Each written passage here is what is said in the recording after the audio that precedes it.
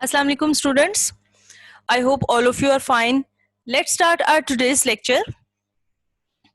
Today we are going to discuss chapter number 2 of geography of class 7th.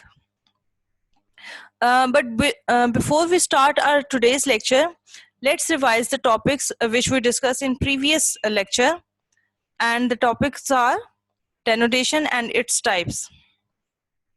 First one weathering, second erosion and third mass wasting.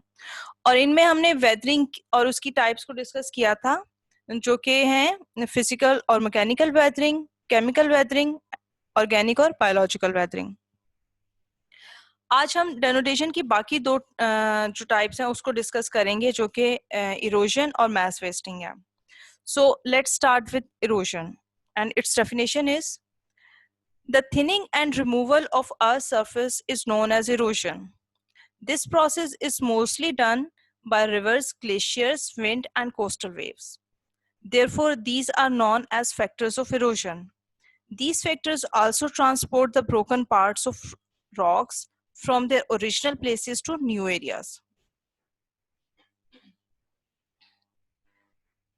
It means कि earth surface पर को पहले thin करना और फिर remove करना erosion कहलाता है। और इसके फैक्टर्स की अगर बात करें तो reverse, glaciers, winds and coastal waves जो हैं इसके फैक्टर्स में शामिल हैं। और ये फैक्टर्स ना सिर्फ रॉक्स को ब्रेक करते हैं बल्कि इनको ट्रांसपोर्ट भी करते हैं from one place to another. जिसकी एग्जांपल हम ऐसे ले सकते हैं, लास्ट टाइम भी मैंने आपको इसकी एग्जांपल बताई थी कि रिवर जब फ्लो करता है तो अपने रास्ते में आने वाली, और इसका फ्लो बहुत तेज भी होता है, तो अपने रास्ते में आने वाली तमाम छोटी बड़ी रॉक्स को वो जो है अपने साथ ही बहा कर ले जाता है। या इसी तरह कोस्टल वेव्स हैं, जब वो कोस्ट लाइन से टकराती हैं, कोस्ट लाइन पर मौजूद रॉक्स जो हैं उनसे टकराती हैं, तो क्या करती हैं, उन रॉक्स को ना सिर्फ वो ब्रेक कर देती हैं बल्कि जब वो ब्रेक होकर रॉक्स पानी में गिरती हैं तो उनको बहाकर अपने साथ दूर ले जाती हैं। तो इस प्रोसेस में क्या होता है बेसिकली कि रॉक्स ब्रेक भी होती हैं इन फैक्टर्स की वजह से, इरोजनल फैक्टर्स की वजह से, और ट्रांसफर भी हो जाती हैं from one place to another place, या कह सकते हैं कि अपनी ओरिजिनल प्लेस से किसी और जगह पर ट्रांसफर हो जाती हैं। अच्छा, एक और बात जो इरोजन के बारे में इम्पोर्टेंट है वो ये है कि इरोजन जो है हमेशा वेदरिंग और मैस वेस्टिंग के प्रोसेस के बाद स्टार्ट होती है। इसका मतलब ये है कि रॉक्स जो हैं वेदरिंग के अंदर वीक होती हैं या मैस वेस्टिंग के अंदर, तो उसके बाद इरोजनल प्रोसेस स्टार्ट होता है कि वो उन वीक रॉक्स को वहां से ट्रांसफर भी कर देता है। अब हम बात करते हैं मैस वेस्टिंग की। ये कुछ पिक्चर्स हैं इरोजन के हवाले से, ये भी आप देख लें, इससे आपका कॉन्सेप्ट मजीद क्लियर होगा।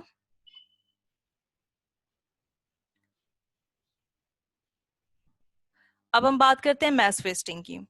Due to gravitational force of earth, the rock stuff travels along the slopes towards the lower areas.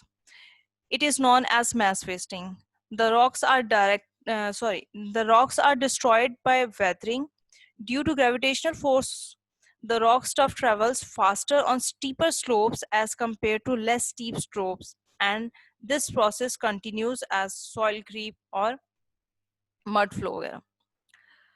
अब हम बात करते हैं मैस वेस्टिंग की। मतलब इसमें क्या था कि मैस वेस्टिंग के प्रोसेस में रॉक्स टूटकर स्लोप्स या माउंटेन के ऊपर से नीचे गिरती हैं ड्यू टू ग्रेविटेशनल फोर्स, और इसी की वजह से सॉइल क्रीप या मड फ्लो जैसी जो सिचुएशंस है वो पैदा होती हैं। अब सॉइल क्रीप क्या होता है? The gradual downhill movement under the force of gravity of soil and loose rocks.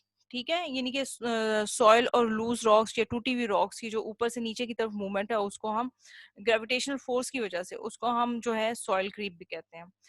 अब हम बात करते हैं difference between erosion, mass wasting and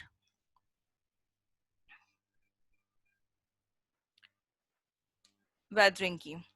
तो सबसे पहले वेदरिंग में रॉक्स जो हैं वो ब्रेक होती हैं लेकिन ट्रांसफर नहीं होती, जबकि इरोजन में रॉक्स ब्रेक भी होती हैं और ट्रांसफर भी होती हैं। और मैस वेस्टिंग में रॉक्स ब्रेक होकर ऊपर से नीचे की तरफ मूव करती हैं ग्रेविटेशनल फोर्स की वजह से। तो बेसिक डिफरेंस क्या है कि वेदरिंग में रॉक्स ब्रेक होती हैं ट्रांसफर नहीं होती। इरोजन में ब्रेकेज भी होता है रॉक्स का और ट्रांसफर भी होता है। और मैस वेस्टिंग में ब्रेकेज भी होता है रॉक्स का, लेकिन ट्रांसफर कहाँ से होता है? From higher to lower places. Okay, यहाँ पर ये हमारा जो चैप्टर नंबर 2 है वो कंप्लीट होता है। अब ये इसके यानी ये जो थे ये सारे इसके मेन मेजर टॉपिक्स थे, मतलब वेदरिंग और उसकी टाइप्स। अब 2 छोटे टॉपिक्स और रह गए हैं, वो इंशाल्लाह जब मैं आपको लॉन्ग क्वेश्चन एक्सप्लेन करूंगी तो उसके अंदर वो कवर करूंगी। टिल देन अल्लाह हाफिज।